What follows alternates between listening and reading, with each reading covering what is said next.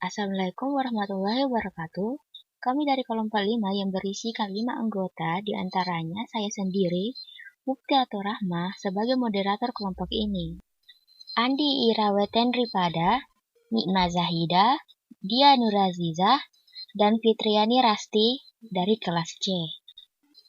Dalam video ini, kami akan membahas mengenai metodologi desain. Karena itu, kami akan mengambil waktu sebentar untuk mempresentasikan hasil diskusi kelompok kami. Presentasi kami hari ini mengenai pendahuluan pengantar metodologi desain yang akan dibawakan oleh saya sendiri, Mufti Atur Rahmah. Definisi, prosedur, teknik, alat bantu atau alat untuk mendesain. Mereka menawarkan sejumlah jenis aktivitas berbeda yang mungkin digunakan oleh seorang desainer dalam keseluruhan proses desain. Studi lebih luas tentang metode dalam desain. Studi tentang prinsip, praktik, dan prosedur perancangan. Alasan desain. General overview-nya, alasan desain adalah daftar eksplisit keputusan yang dibuat selama proses desain dan alasan mengapa keputusan itu dibuat. Tujuan utamanya adalah untuk mendukung desainer tentang menyediakan sarana untuk mencakup mengkomunikasikan argumentasi dan alasan di balik proses desain. Syaratnya itu yang pertama justifikasi, yang kedua alternatif lain, yang ketiga yang dipertimbangkan atau pertukaran, yang keempat dievaluasi dan argumentasi, dan yang terakhir yang mengarah pada keputusan. Konsep kunci, di mana konsep kunci ini mempunyai dua bagian. Yang pertama, rational capture, yaitu proses memperoleh informasi rasional untuk manajemen rasional. Dan yang kedua, representasi rasional, di mana representasi informal, representasi formal, dan representasi semi-formal yang ada dalam representasi rasional. Penelitian desain. Penelitian desain awalnya merupakan penelitian utama dalam proses desain. Berkembang dari pekerjaan dalam metode desain, tetapi konsepnya telah diperluas untuk mencakup penelitian yang tertanam dalam proses desain, termasuk pekerjaan yang berkaitan dengan konteks perancangan dan desain berbasis penelitian.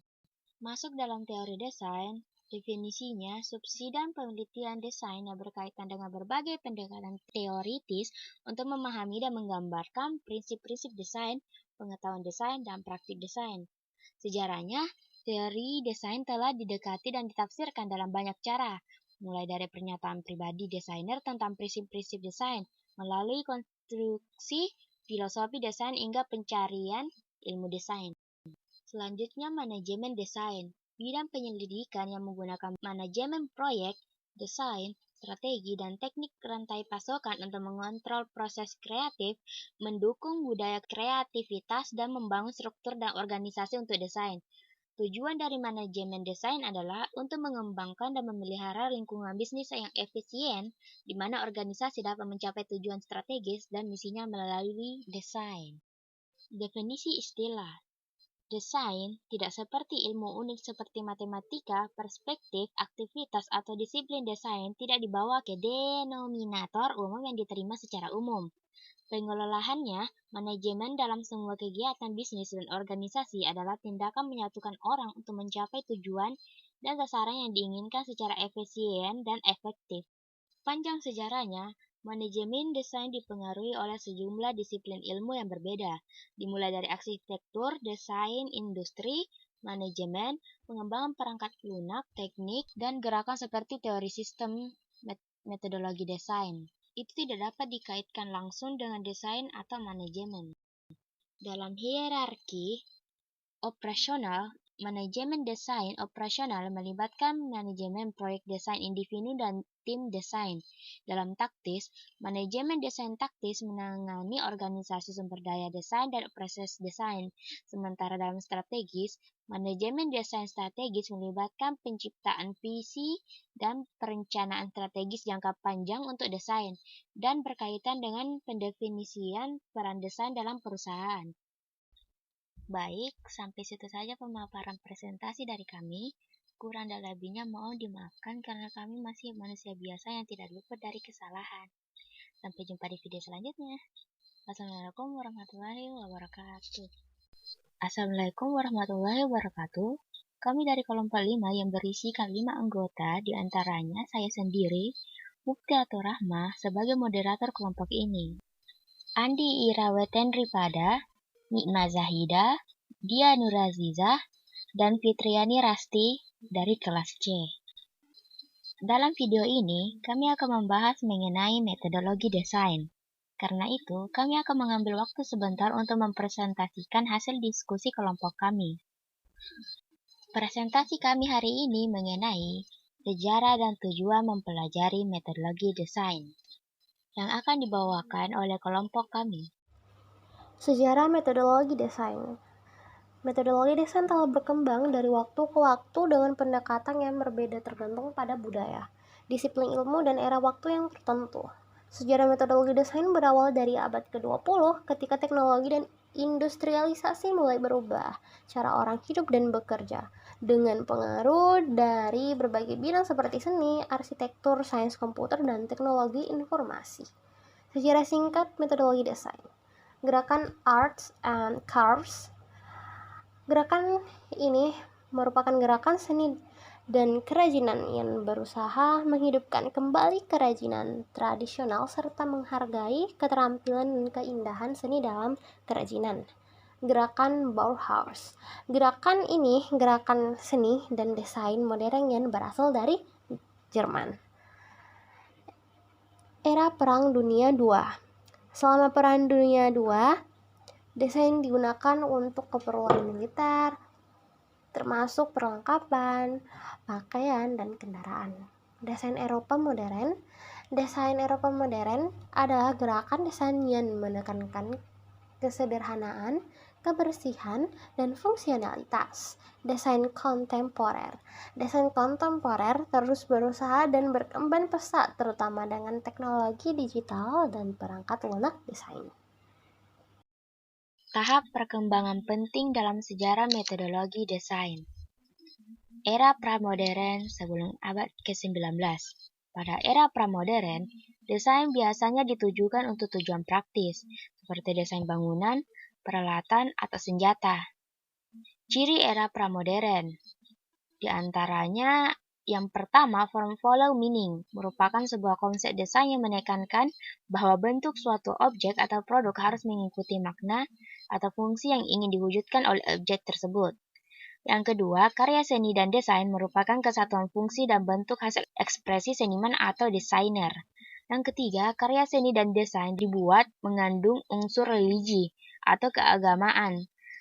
Yang keempat, seniman dan desainer berkarya tergantung oleh penguasa atau disebut aristokrat dan agamawan atau disebut otoritas gereja. Selanjutnya, era modern awal abad ke-19 hingga awal abad ke-20.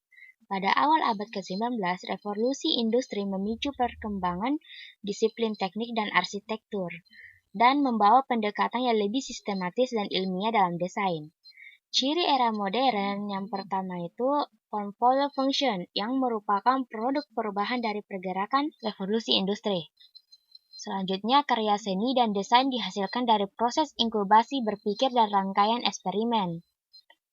Selanjutnya, kedudukan antara seni dan desain dipisahkan dan berjarak. Lalu yang terakhir, mengedepankan efektivitas dan efisiensi, dan tidak diintervensi oleh penguasa aristokrat dan agamawan otoritas gereja. Era postmodern akhir abad ke-20. Era postmodern ditandai dengan adanya pendekatan desain yang bersifat lebih reflektif dan kontekstual. Ciri-ciri era postmodern. Yang pertama, form follow fun yang lebih menekankan pentingnya kesenangan dan eksplorasi kreatif dalam proses desain. 2. Gaya desain era modern dianggap kaku dan tidak bersemangat. 3. Sistem aturan dan tanda runtuh, batasan antara fakta dan realitas menjadi samar. 4. Menggabungkan elemen dari berbagai gaya dan budaya yang berbeda. 5. Eksperimental dan provokatif, mendorong eksperimen serta provokasi dalam bentuknya yang menghasilkan hasil akhir yang tidak terduga. 6. Memperlihatkan kekurangan dan tidak mencoba menyembunyikan kesalahan atau kekurangan yang ada. 7. meluluhkan batas antara seni dan desain sehingga menghasilkan karya yang tidak memiliki kategori yang jelas atau fungsi yang spesifik. 8. Memperlihatkan kepentingan pada konteks dan narasi yang mana dapat menyampaikan pesan atau cerita. 9. Memperlihatkan humor dan ironi. 10. Menggunakan warna-warna cerah dan tidak lazim. Era kontemporer atau pada masa sekarang. Pada era kontemporer, metode desain yang paling populer yaitu design thinking, lean design, agile design, dan system design. Penjelasan mengenai design thinking. Design thinking adalah metode desain yang berpusat pada pengguna atau user center, yang tujuannya untuk menciptakan solusi inovatif dan efektif untuk memecahkan masalah. Pendekatan ini umum digunakan dalam berbagai bidang, termasuk desain produk, desain layanan, dan inovasi sosial. Kelebihan design thinking. Yang pertama, lebih fokus pada kebutuhan dan pengalaman pengguna. 2. Mendorong inovasi dan kreativitas dalam mencari solusi desain. 3. Mendorong kerjasama tim dan keterlibatan pengguna dalam proses desain. 4. Membantu mencegah pemborosan sumber daya dalam pengembangan produk atau layanan. Kelemahan design thinking. Membutuhkan lebih banyak waktu dan sumber daya yang signifikan dan terkadang sulit untuk diterapkan pada masalah desain yang kompleks. Design thinking melibatkan 4 tahap utama, yaitu yang pertama, empati. 2. Definisi. 3. Ideasi atau ide. 4. Prototype. Dan 5. Tes atau uji coba. Lean design. Metode ini menerapkan pemahaman mengenai konsep lean pada proses desain, yaitu menghapus segala hal yang tidak menambah nilai produk. Metode ini memiliki misi untuk mengurangi pemborosan atau waste dalam proses mengembangkan produk atau layanan. Kelebihan lean design. Yang pertama, mengurangi kelebihan pada desain dan meningkatkan nilai guna dalam pengembangan produk atau layanan. Yang kedua, menyeimbangkan nilai tambah bagi user dan meminimalisir fitur yang tidak diperlukan.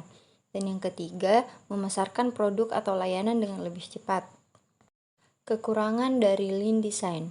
Kekurangan konsep lean design, seperti sedikitnya fokus pada pengalaman pengguna, tidak jarang membuat kesulitan pada penerapannya di produk dan layanan yang lebih sempurna, serta dibutuhkan campur tangan tim dalam pengembangan produk atau layanan.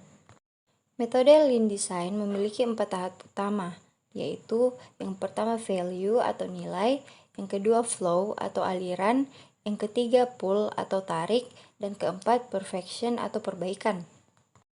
Agile design. Metode ini berfokus pada fleksibilitas tim untuk memenuhi visi misi dalam waktu singkat. Metode ini kerap digunakan dalam mengembangkan perangkat lunak teknologi informasi. Kelebihan Agile design. Yang pertama, memungkinkan developer menjadi lebih peka dan responsif terhadap perkembangan dan kebutuhan pasar. Yang kedua, memberikan ruang untuk pengujian terus-menerus sehingga memungkinkan pengembang meningkatkan produk dan layanannya dengan bebas. Yang ketiga, mendorong campur tangan pengguna dan tim dalam aktivitas pengembangan produk dan layanan. Kekurangan Agile design.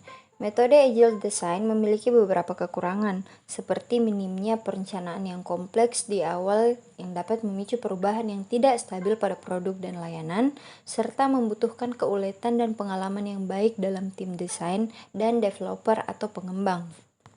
Metode Agile design memiliki 4 tahap utama, yaitu yang pertama plan atau perencanaan, yang kedua design, yang ketiga develop atau pengembangan, dan yang terakhir adalah test atau pengujian.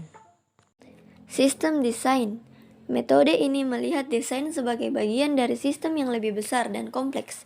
Metode ini membutuhkan pendekatan sistem untuk memahami interaksi antara bagian-bagian sistem dan bagaimana mereka saling mempengaruhi. Kelebihan sistem desain adalah meningkatkan efisiensi dan konsistensi dalam pengembangan produk atau layanan, meningkatkan kemampuan skalabilitas dan fleksibilitas sistem, meningkatkan kinerja dan keandalan sistem. Sistem desain juga memiliki beberapa kelemahan, seperti membutuhkan lebih banyak waktu dan uang untuk mengembangkan sistem yang kompleks, dan membutuhkan keahlian dan pengalaman yang solid dalam pengembangan dan pengelolaan sistem. Sistem desain melibatkan beberapa tahap, yaitu pengumpulan data, analisis, desain, implementasi, pemeliharaan. Ciri era kontemporer. Fokus pada pengalaman pengguna. Desain kontemporer mempertimbangkan pengalaman pengguna secara holistik. 2. Inovatif dan eksperimental. Desain kontemporer seringkali mendorong eksplorasi dan eksperimentasi dalam menciptakan solusi yang inovatif dan unik. 3. Menggabungkan teknologi dan estetika. Desain kontemporer memadukan teknologi dengan estetika untuk menciptakan produk atau layanan yang fungsional dan menarik secara visual. 4. Fleksibel dan responsif terhadap perubahan. Desain kontemporer memperhitungkan kemungkinan perubahan di pasar atau kebutuhan pengguna. 5. Berkelanjutan. Desain kontemporer mempertimbangkan dampak lingkungan dan sosial dari produk atau layanan yang dikembangkan. 6. Minimalis. Desain kontemporer seringkali mengadopsi pendekatan minimalis dalam desain, dengan fokus pada kejelasan dan kesederhanaan. 7. Kolaboratif. Desain kontemporer melibatkan kolaborasi antara tim desain, pengguna, dan pemangku kepentingan lainnya untuk memastikan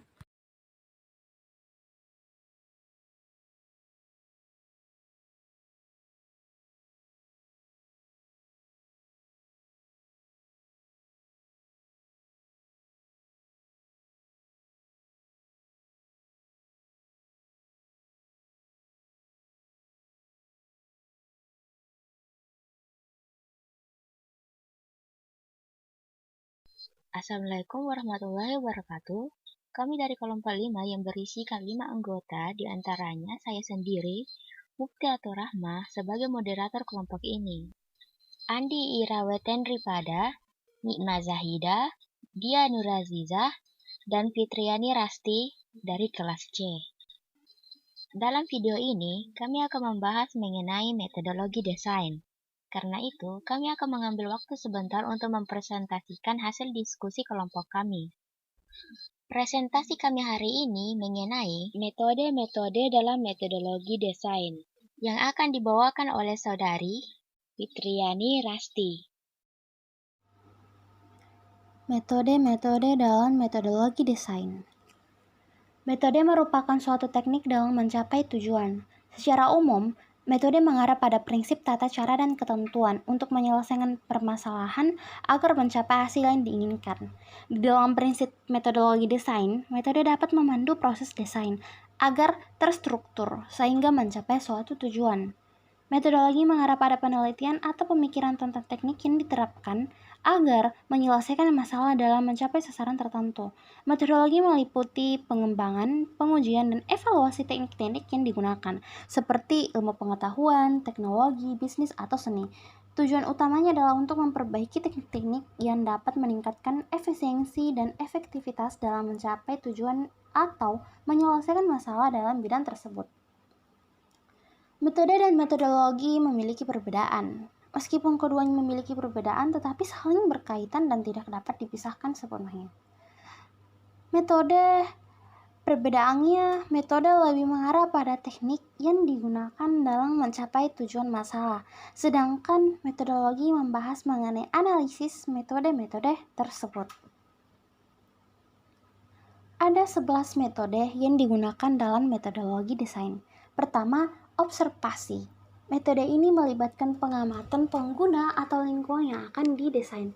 2. Wawancara. Metode ini melibatkan dialog langsung dengan pengguna untuk mendapatkan data tentang kebutuhan dan tuntutan mereka terhadap produk atau lingkungan yang akan dikembangkan.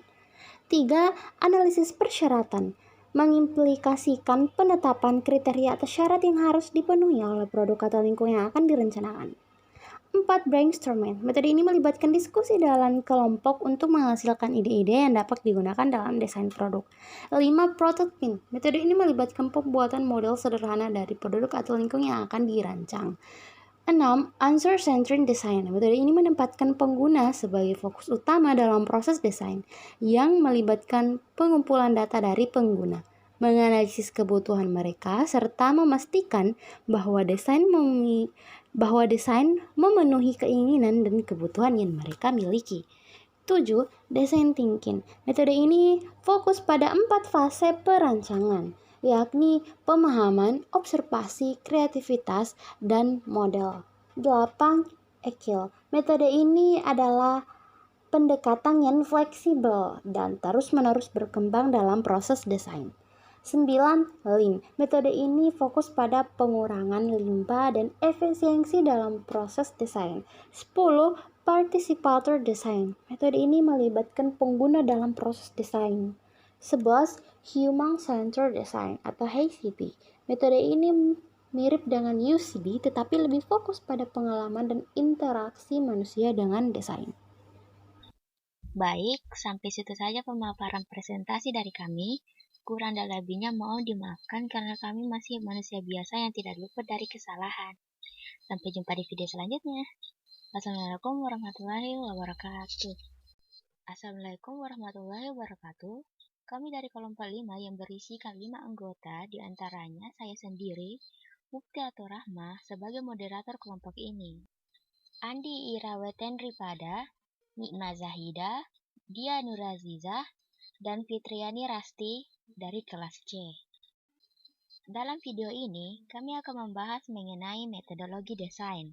Karena itu, kami akan mengambil waktu sebentar untuk mempresentasikan hasil diskusi kelompok kami. Presentasi kami hari ini mengenai metode berpikir metodologi desain, berpikir desain atau problem solving, yang akan dibawakan oleh saudari Nikma Zahida. Design thinking atau berpikir desain adalah metodologi yang menyediakan pendekatan berbasis solusi untuk memecahkan masalah. Ini sangat berguna ketika digunakan untuk mengatasi masalah kompleks yang tidak jelas atau tidak diketahui, karena berfungsi untuk memahami kebutuhan manusia yang terlibat, membingkai ulang masalah dengan cara yang berpusat pada manusia, menciptakan banyak ide dalam sesi curah pendapat, dan mengadopsi pendekatan langsung untuk membuat prototipe dan pengujian. Mempelajari tentang 5 tahap pemikiran desain akan memungkinkan kita menerapkan metodologi pada pekerjaan dan memecahkan masalah rumit yang terjadi di dalam kehidupan kita. Seperti pada design thinking pada umumnya, untuk memecahkan masalah tetap harus dilakukan 5 tahap penting, yaitu yang pertama empathize, yang kedua define, yang ketiga ideate, yang keempat prototype, yang kelima test. Pemikiran desain dengan memperhatikan kelima tahapan tersebut akan menciptakan proses berulang di mana kita berusaha untuk memahami masalah, menantang asumsi yang ada, mendefinisikan kembali masalah, dan menciptakan solusi inovatif yang dapat kita buat prototipe atau pengujiannya. Tujuan keseluruhannya adalah untuk mengidentifikasi strategi dan solusi alternatif yang tidak langsung terlihat dengan tingkat pemahaman awal. Pemikiran desain dapat membantu orang melakukan pemikiran out of the box. Orang yang menggunakan metodologi ini mencoba mengembangkan cara berpikir baru atau cara yang tidak mengikuti metode pemecahan masalah yang dominan atau lebih umum. Dengan itu, memecahkan sebuah masalah bukanlah perkara yang rumit lagi, karena dengan mengetahui asas-asas berpikir yang kompleks akan membawa Anda pada satu solusi yang terstruktur dan efektif.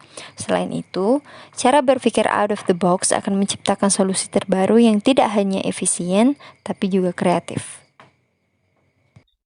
Baik, sampai situ saja pemaparan presentasi dari kami. Kurang dan lebihnya mohon dimaafkan karena kami masih manusia biasa yang tidak luput dari kesalahan.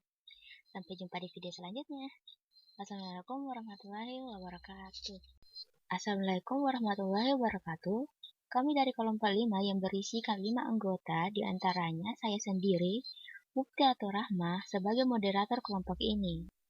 Andi Iraweten Ripada, Nikma Zahida, Dia Nurazizah, dan Fitriani Rasti dari kelas C. Dalam video ini, kami akan membahas mengenai metodologi desain. Karena itu, kami akan mengambil waktu sebentar untuk mempresentasikan hasil diskusi kelompok kami. Presentasi kami hari ini mengenai konsep pemecahan masalah metodologi desain, berpikir kreatif atau creative thinking, yang akan dibawakan oleh saudari Dia Nurazizah. Design thinking adalah proses kerja desainer yang dapat membantu secara sistematis mengekstraksi, mengajar, mempelajari, dan menerapkan teknik yang berpusat pada manusia untuk memecahkan suatu masalah dengan cara yang kreatif dan inovatif dalam desain, bisnis, maupun kehidupan sehari-hari.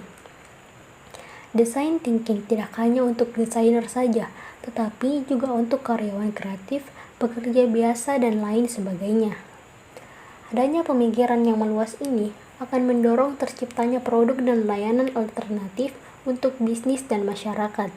Design thinking sering juga disebut sebagai pemikiran di luar kepala, karena desainer berusaha mengembangkan cara berpikir baru yang tidak mematuhi metode pemecahan masalah yang dominan atau lebih umum seperti yang dilakukan seniman.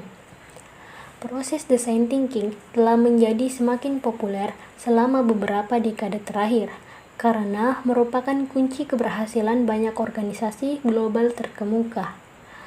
Pemikiran out the box ini sekarang diajarkan di universitas terkemuka di seluruh dunia dan didorong di setiap tingkat bisnis. 5 fase design thinking. Yang pertama, empathize. Mendapatkan informasi tentang pengguna dan kebutuhan mereka. 2. Define. Mendefinisikan pernyataan masalah dan kebutuhan yang berpusat pada pengguna. 3. Ideate. Mengidentifikasi solusi inovatif untuk pernyataan masalah yang dibuat. 4. Prototype. Mulai membuat solusi di mana kita mengidentifikasi kemungkinan solusi terbaik. 5. Tes. Fase terakhir dari proses berpikir kreatif di mana kita menguji solusi yang telah didapatkan untuk memperoleh pemahaman mendalam tentang produk dan penggunanya. Tujuan inti dari proses ini adalah untuk memungkinkan kita bekerja secara dinamis, untuk mengembangkan dan memunculkan ide-ide inovatif, dan juga memberi kita sarana untuk berpikir lebih luas dan juga menggali informasi lebih dalam. Berpikir kreatif juga membantu melakukan penelitian yang tepat, membuat prototipe, dan menguji produk dan layanan untuk menemukan cara baru untuk memenuhi kebutuhan pengguna. Baik, sampai situ saja pemaparan presentasi dari kami. Kurang dan lebihnya mohon dimaafkan karena kami masih manusia biasa yang tidak luput dari kesalahan. Sampai jumpa di video selanjutnya. Assalamualaikum warahmatullahi wabarakatuh. Assalamualaikum warahmatullahi wabarakatuh. Kami dari kelompok 5 yang berisi 5 anggota, di antaranya saya sendiri, Mukti atau Rahmah, sebagai moderator kelompok ini. Andi Irawetenripada, Nikma Zahida, Dia Nurazizah, dan Fitriani Rasti dari kelas C. Dalam video ini, kami akan membahas mengenai metodologi desain. Karena itu, kami akan mengambil waktu sebentar untuk mempresentasikan hasil diskusi kelompok kami. Presentasi kami hari ini mengenai metode berpikir metodologi desain, berpikir metodologis dan ragam gaya berpikir, yang akan dibawakan oleh saudari Andi Irawetenripada. 16 jenis metodologi dalam desain, thinking, dan inovasi. Proses pemikiran desain berusaha untuk memecahkan masalah dunia nyata dengan cara yang realistis dan praktis. Dengan penekanan pada kebutuhan dan harapan manusia, pemikiran desain mengikuti beberapa jenis metodologi atau pendekatan yang berbeda, namun kebutuhan manusia adalah inti dari setiap pendekatan. Metodologi pemikiran desain utama adalah 1. 4D, 2. Berlian ganda, 3. 5D, 4. Deep dive. Strategi pemikiran desain 1. Stackgate, 2. Pentalon, 3. Simon Herbert. Beberapa metodologi pemikiran desain untuk dipertimbangkan. 1. Bootcamp Bootflick atau Stanford, 2. Donut, 3. Starbuck, 4. Chaos Circular, 5. Spiral. Daftar strategi pemikiran desain berlanjut. 1. Merancang untuk pertumbuhan. 2. NPD. 3. V. 4. Waterfall. Model Double Diamond, apakah itu dan haruskah Anda menggunakannya? Model desain Double Diamond telah ada sejak secara resmi ditemukan oleh British Design Council pada tahun 2005. Sederhananya, model desain Double Diamond adalah sistem yang dapat diikuti oleh perancang sistem dalam proses kreatifnya. Model desain berlian ganda resmi memiliki 4 tahap: penemuan, definisi, pengembangan, dan pengiriman. Bersama-sama tahapan ini berfungsi sebagai peta yang dapat digunakan desainer untuk mengatur pemikiran mereka guna meningkatkan proses kreatif. Penemuan mengumpulkan data. Pertama dalam model Double Diamond adalah mempelajari lebih lanjut tentang berbagai faktor yang mempengaruhi masalah dan solusi yang mungkin. Tujuan dari fase model Double Diamond ini adalah untuk mengidentifikasi dan mengontekstualisasikan masalah atau peluang yang sebenarnya. Tahap pengembangan mulai merancang. Tahap pengembangan melibatkan banyak pekerjaan lintas disiplin, mencocokkan desainer dengan mitra internal seperti insinyur, pengembang, atau departemen lain dengan keahlian yang dibutuhkan untuk proyek tersebut. Tahap pengiriman atau uji dan rilis. Tahap akhir dari model Double Diamond mencakup pengujian produk akhir, persetujuan resmi untuk produksi, dan peluncuran pasar. Penutup. Model Double Diamond adalah kerangka kerja yang dapat digunakan di berbagai industri dan hampir di mana saja. Ini bukan hanya alat untuk desainer karena dapat diterapkan pada masalah apapun yang membutuhkan solusi. Teknik brainstorming deep dive, sebuah proses inovatif untuk pengembangan organisasi. Apa itu deep dive? Deep dive adalah teknik yang membantu dengan cepat membawa kelompok atau tim ke dalam situasi pemecahan masalah atau menghasilkan ide. Deep dive sebagai proses pengembangan tim. Dengan menerapkan pendekatan deep dive dalam situasi di mana organisasi mengalami perubahan yang signifikan, frustasi dengan kinerja tim telah menyebabkan banyak organisasi menerapkan solusi perbaikan cepat. Deep dive proses 5 langkah. 1. Memahami pasar atau klien, teknologi, dan kendala. Analisis SWOT internal dan eksternal, analisis PESTEL, dan analisis PRIMOV. 2. Amati orang sungguhan dalam situasi nyata. 3. Visualisasikan konsep dunia baru dan pelanggan akhir. 4. Mengevaluasi dan memperbaiki prototipe. Proses brainstorming khas deep dive. Pembuatan hot themes untuk mengarang peluang atau masalah. Brainstorming atau ide dan pilihan dalam konteks kebutuhan pelanggan. Rapid prototyping dari solusi potensial. Mengamati dan mendengarkan dari pelanggan, memikirkan produk dalam bentuk kata kerja. Tim panas dalam proses deep dive, buat tim untuk menjalankan proses dari awal hingga akhir. Name it hot teams sampai memiliki nama membangun identitas. Multidisiplin sampai ini tentang kolaborasi dengan partisipasi. Pemimpin kelompok ditugaskan berdasarkan kemampuan mereka untuk bekerja dengan kelompok. Teknik brainstorming yang efektif, yaitu perjelas fokus acara, aturan main-main sampai ini tentang mengaktifkan, beri nomor ide Anda sampai memungkinkan mengidentifikasi nanti, bangun dan lompat, ruang mengingat, peregangkan otot mental Anda, dapatkan fisik, pembuatan prototipe cepat. Setelah fase ide dan penangkapan selesai, beberapa ide perlu menjadi prototipe untuk melihat apakah mereka berfungsi. Sebuah ide tidak boleh diimplementasikan sampai dibuat prototipe dan diuji dengan beberapa ide lain. Aturan untuk rapid prototype dalam inovasi. Dapatkan padat dengan cepat, mulai sederhana, bekerja dengan cepat, jadikan kasar. Atau semakin rapi tampilannya. Proses organisasi budaya, kepemimpinan. Proses sering gagal agar lebih cepat berhasil. Organisasi, struktur datar berfokus pada pembelajaran. Budaya, kepercayaan pada anggota tim sangat penting dan sentral dalam metodologi ini. Kepemimpinan, pemimpin tim hanya memfasilitasi, mereka bukan ahlinya. Peran mereka semata-mata untuk melatih proses tetapi tidak terlibat dalam gagasan. Menjadi inovatif dalam lingkungan perusahaan. Robert Sutton dalam bukunya Where It Is the Work menyatakan berikut ini sebagai pendekatan untuk mengeksplorasi dalam pengembangan dari perjalanan menuju organisasi yang inovatif. Pengerjaan slow learners, pengerjaan orang yang membuat Anda tidak nyaman, rekrut orang yang mungkin tidak Anda butuhkan, gunakan wawancara kerja untuk mendapatkan ide, dorong orang yang mengabaikan dan menentang atasan dan rekan, temukan beberapa orang bahagia, dan Hadiahi kesuksesan dan kegagalan, putuskan untuk melakukan sesuatu yang mungkin akan gagal, pikirkan beberapa hal konyol atau tidak praktis untuk dilakukan, hindari, alihkan, dan bosankan pelanggan kritikus. Jangan mencoba mempelajari apapun dari orang yang telah mempecahkan masalah yang Anda hadapi, dan lupakan masa lalu. Baik, sampai situ saja pemaparan presentasi dari kami. Kurang dan lebihnya mohon dimaafkan karena kami masih manusia biasa yang tidak luput dari kesalahan. Sampai jumpa di video selanjutnya. Wassalamualaikum warahmatullahi wabarakatuh.